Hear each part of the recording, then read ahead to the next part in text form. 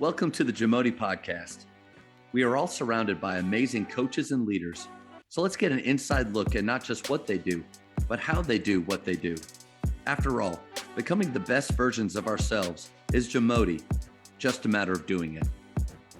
That stuff is fun and important that we got to talk about, but part of me was itching to get to this question. And what style of play do you like to teach? Because of the alignment that you and I have, but always looking to find better language, more precise ways of teaching that can help connect with players. So have at it, Coach. What's your favorite style? Yeah. So whenever I hear any basketball question that's general about style of play, I hear that as like offense. That's just like my natural bent. And so that there is primarily what I'll share about. But I don't know how many. This is funny. I don't know how many coaches I'm going to search out, like I searched you out, that are defensive gurus. Sure. And I may have I don't know how many people listen to this. I might have just lost like half of them right there. But no, that you're right. Like style of play offensively. Go ahead, man. Yeah, and so the way that we like to play here is very much free. Again, talking about like what is a way that how can we make sure that the players are having a great experience? And so, for us, it's going to be very up tempo. Floor is spaced, balls moving around quickly. We're making 1-second decisions. That's a term we talk about a ton in our program. And we just want to make the game easy. I think here for us and our skill development, we're kind of going through each spring and refining what we teach, how we teach it, what we emphasize. And the one thing that's missing that maybe some people do is like, we don't do a lot of one-on-one really anything. We don't teach any finishes where I'm getting by my primary defender, or I'm sorry, where like help comes and I Euro step around them. For us, if help comes, the ball goes. If I can't make an attack off the catch, I move it. There's not a lot of one-on-one play within that. And we love here team basketball where it's 5 people operating as one, the ball flying around, possessions where I give it up and then eventually I get it back to score. That's so fun to watch, so fun to teach, and I think again really fun to play, and that's kind of what we're all about here on the offensive end. All right, so I do know dribble drive motion is something that you show and teach. You have some great videos, and we'll talk a little bit more about your platform at the end.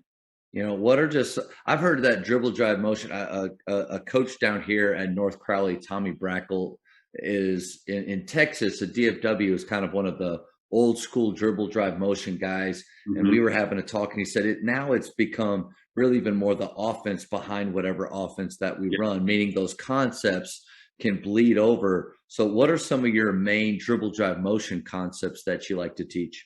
Yeah. So you took the words right out of my mouth. That's exactly what we've referred to it here as like the offense behind our offense. So essentially for us, like we're going to be in dribble drive after action is over.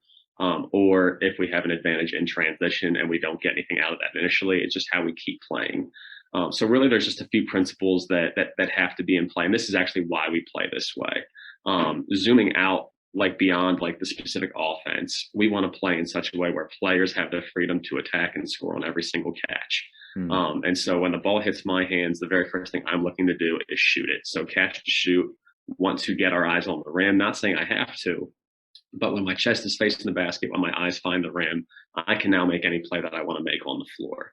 And then right there, coach, doesn't that just transform your skill work and the buy-in of your players? The fact that they all believe that, or they've been told that if you do have space on the catch and you're prepared and you're ready, that to me, the buy-in across the board, why should I get shots up? Because I'm actually going to be allowed to shoot it. That's a shift from many programs. So sorry, keep going. Yeah, no, perfectly. And then the second element to that is if I can't shoot because I have a hard closeout, I want to react to attack. And so that's how we play off the catch. And it's really important to us that whatever our flow game might be, and again, here it's dribble drive, we have to be able to do that on every single catch. I think if there's an offense where maybe there's 2 post players on the block and I throw it, and now on my catch, I've got to like get low and rip through and look at that post player. I have access to none of that. And so as we're looking for an offense to use, it has to be one that always has space and freedom to play off the catch first and foremost. The third element to how we want to play is after we've reacted to attack, it's drive to score or pass to where the help came from. And so again, there, the floor has to be balanced and aligned to make those decisions possible. And then basically what's going to end up happening if I pass the ball to where the help came from is we're right back to square one, catch to shoot, react to attack. And so dribble drive naturally allows us to play out of those principles by just following a really simple and easy pattern. Yeah. That's the other thing that I like about it is like you can play freely and the mentality can be scoring focused because it's not intricate in regard to like where you go or how you move. Now, a knock to that could be it's easy to scout, and I don't disagree with that whatsoever. Still got to guard it. Still got to guard 100%, right? Like Randy Sherman, Radius Athletics, he says like, be easy to scout and hard to beat. I love that. And that's exactly what, like when it comes to the dribble drive, like maybe you can pick up on it, but like exactly what you said, can you guard it? And, we believe that there's nothing harder to guard than a good player in space. Yeah. And we're just creating a lot of those scenarios as often as we possibly can. I think all of us coaches, we need to really write out what we believe and what we teach and start to eliminate things and see if there's ways that stickier language that we can use. Mm-hmm. And so anytime I get to talk and I hear some new things, it gets me kind of excited. Awesome. When in transition, are you running to spots? Do you have a secondary break? Are you rim running? Like kind of, because there's some different ideas and philosophies there. What are your thoughts? Yeah. So if you want to play fast, I think you need to have the ability to do a lot of things that are easy. And so essentially for us, what we've always done is our break has been different after a stop or after we get scored on. And so essentially the hardest part with teaching transition is you never know where people are going to be when it's getting started. Yeah. Depending on who the other team is, what they run, your five could be at the rim. They could be out guarding on the perimeter. Who knows where they're going to be. That's a good point. So I think a key skill, regardless of whether you're a, primary break, run to these spots or number break rather, or whether you're kind of letting the free for all go, the ability to generate space out of chaos is a really important element, at least at the start. For us, what we end up doing is basically after a missed shot, our players have more general roles and freedom to go with whatever spot on the floor is natural. So for our girls, that would be like our runners, we call them, who are, the first ones down the floor. After a made bucket, certain people are going to certain spots. After a missed bucket, where's the closest sideline? I'm running to that corner. And if we're both on the same side, no big deal whatsoever. Same thing for our five-man. If she's ahead of the ball and the outlet's behind her, run to the rim. You can get ahead of it, no problem. If she's the one who grabs the rebound and gets a deep outlet to our point guard, now she's going to trail to the top of the key, and we've got some automatics that we can run that way. So that would be kind of how we approach a missed shot. Where there's a little more flexibility, but still similar spacing and alignments. And we're doing that so we can get down the floor as fast as possible. After a made bucket, we're going to have a certain person take the ball out, the ball be outletted to a certain person, specific girls going to specific spots, so that if we don't have an immediate advantage as we push the ball, we've got quick action that's like an automatic, and then we're flowing into dribble drive from there. And so I think, with transition offense, obviously the ability to have that chaos defensively and then get organized space immediately is really important, but then also the ability to keep playing when you come down the floor, regardless of what that alignment would be, and not have to pull the ball out, no pause around. Yeah, I think that's where transition is at its best. And teams that we've had that have been really successful, they have excelled in scoring, with like one pass flag the floor, but where the best teams have been are those ones who can just flow and never stop. And you're running transition offense for 26 seconds, basically. Love that.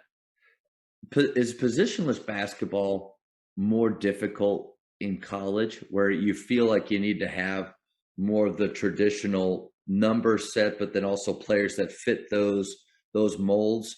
Because in high school, we're positionless and it's been fun. I'm obviously a small private school, and we don't recruit, so not a lot of choices. It's whoever shows up at my school. But it's been fun for us to be able to kind of all train, even though I had somebody use a coach use the example of a buffet. They can all go to the same buffet, but they're not all allowed to eat the same thing or eat the same amount of food or something like that. What are your thoughts? Is it difficult in college to do that? Yeah. It just depends on how good you are, quite honestly. And I think even what league you might be in. For us, we're a mid-major. We're in the Horizon League. The goal every year is what? Win the tournament and go to the NCAA tournament. And so a lot of your decisions on how we're going to play is designed of how are we going to win our league. Yeah. And so there you have to be weighing Okay, the best teams in our league, what do they look like? Can we, do we have to mirror and model them to beat them? Or, if they're going to, zig, do we need to zag?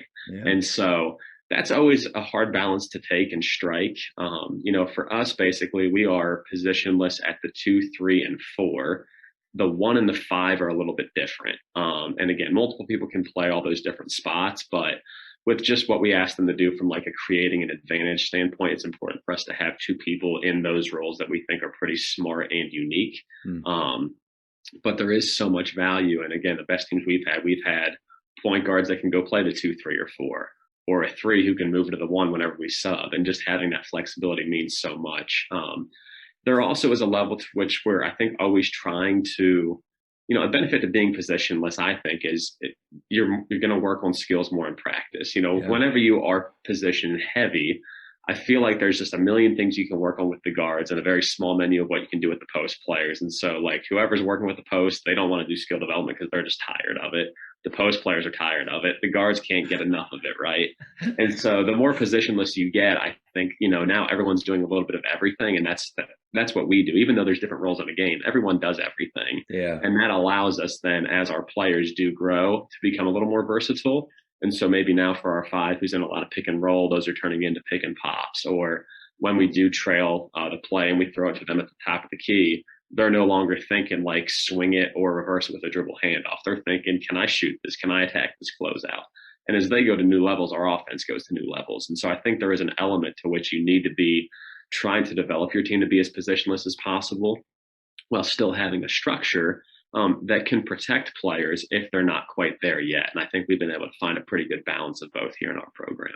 You said something a little bit ago that I think is a common misconception to teams that play with freedom and play with pace is that there's no structure or it's not organized. You're just rolling the ball out. Sure, I think there's some of those programs that maybe they just have so much talent that there is a little bit more of that, just allowing them just to find their own way. But I would argue, and maybe you agree, that to play the way you're talking about, everybody has to be, it's heavily organized.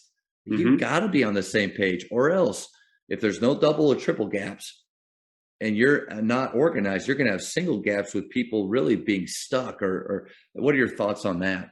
Yeah, absolutely. I think structure is super important, not just so that you can make sure you can keep playing, but also so you can play fast. And I think that's the biggest thing for us is if we're going to play with 1-second decisions off the catch, we need to have a structure that's organized and allows us You to can't do have that. people in the way. Exactly. Exactly. And the other piece with that is like we always want our girls thinking score on the catch. And so if you give them 6 different options when they catch the ball, where does scoring rank, right? And so by simplifying and by having a set structure that is very easy, they always know what's next. They know what the reads are if they can't score, but allows them to have that freedom to play that way first and foremost. And so I think anybody that's ever played in our program would tell you that it's very structured and maybe even somewhat too structured. At times for certain players, but again, I think there's always a little bit of tension early on where like we're pretty picky about our fundamentals, about our skills, about how we play, about doing this the exact right way. And then as they get a little more comfortable, we really start to peel back and allow for a little more freedom of if you see that play, go make that play. So I think there's always a balance there. And again, I think as a coach, that's one of the areas I need to grow in is like I don't feel like I do not coach cutting very well. My answer is always just get away from each other, stay spaced, like give that ball room. But I think some players are really instinctual, and that's a great skill of theirs. And so I just think there's a really fine line. You're talking about the random cuts off the ball towards the basket. Absolutely. I always tell them, like, guys, you can't go rover. And if my guys at my school haven't seen semi-pro where Will Ferrell just runs in a circle and he says, "I'm going rover, coach." Yeah, you just can't go rover. But you're right. How do we set up an environment where, like, players have to do what they see, and when they see something, and maybe it's the right choice, them having the freedom to do that is important. Yeah, and I think the other balance I think that we try to strike with our players is what they see matters, but also what the ball can see matters, and that's that's where with cutting, like, yeah, you have a backdoor cut available, but if the ball is not seeing you, if the player with the ball has no vision on that, your cut that maybe could create an advantage, we're not able to utilize because the player with the ball is not on the same page. And so that's just an area where, a lot of our skill work, a lot of our breakdowns, we're playing 2-on-2, we're playing 3-on-3, we're setting the drill up to start in a certain way that we're going to get to work on those skills and those reads that we are trying to make, so that the players can learn how to play with the player beside them, to read, to be free, but also to be staying within the structure of what we do, so that the other 3 or 4 players off the ball, they can keep playing as well. Yeah. You mentioned this a few times, scoring off the catch. When do you teach a split catch with your feet already ready to rip and go? Or are you always 10 toes or whatever, but prepared to shoot, but then having the ability to rip? Or do you teach the split? What are your thoughts there? Yeah, so there's a really good example of like one thing that we're pretty structured with at first. And then as we get better at it, we kind of take our hands off of it. And so the way that we're going to teach all of our skill work at the start off the catch is going to be a 3-part process where we catch, we peek, and then we attack. Now, no doubt there's times where that's the wrong way to go about it. We fully understand that. But I think probably, whatever percentage, the majority of the closeouts that we get in a game, we're going to be needing to attack that way. And so we start there all the time. And then as soon as we have our footwork down, our catch is right, the way that we're looking for those skills to look like, then we talk about quick reads, where you're reading before the catch what you're going to get into. And that's where that, go and catch mentality almost starts to show up. And so that was a big part of what we did this spring. We had a few returners from our team, and all year long, we never even touched it. But then this spring, with those guys who have been in the program for a little bit, we worked a lot on reading before the catch against a longer closeout or a sideways closeout, and just finding that balance between where, like, the defender will tell you what to do, and the earlier you can get that information, the better off you're going to be. The reading before the catch, one, it's difficult. I mean, I don't know at what level of play, or maybe even at high school players, you can drill that, or a few guys will have it. But I'm always worried about predetermined movements. Mm-hmm. Like, no matter what they're doing, this is what I'm doing. And I've seen that happen with the split catch a little bit more, where the read was to shoot, but you had it in your mind to already get low and push. Right. How do you guide players through that, where we're trying to read the catch, but also you got to be in the moment and make sure you have the ability to maybe do multiple things? Yeah. So a few things there. I think, again, number one, this is always a dichotomy where you want players to play fast off the catch, but sometimes playing too fast off the catch doesn't let your spacing develop enough, so the ball has nowhere to go or any room to breathe. And so, one of the questions I get a ton from dribble drive coaches is like, what do you do when teams switch? I pass to you, I cut in front of you, you're driving off of my backside.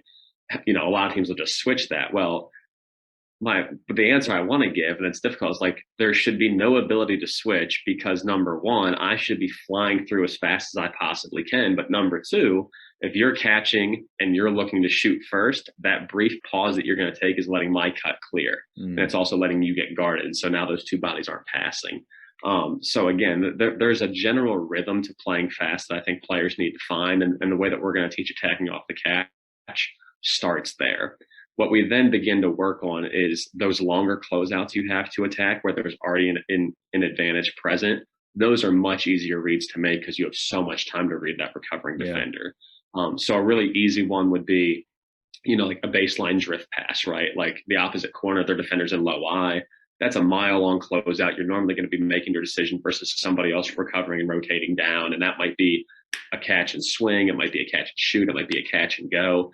But because of the length of the closeout, that decision's a lot easier. And so that's another thing we're always just talking about, is short closeouts versus long closeouts. And as much as we can versus short closeouts, we want to catch the shoot and play with the pace we normally do, versus longer closeouts or disadvantaged closeouts. That's where we're going to be making those decisions and those reads before the catch. Thank you for checking out today's episode. Please take a moment to subscribe to this podcast, share it with your fellow coaches, and find us on social media for what's coming up next on the JAMODI podcast. It's just a matter of doing it.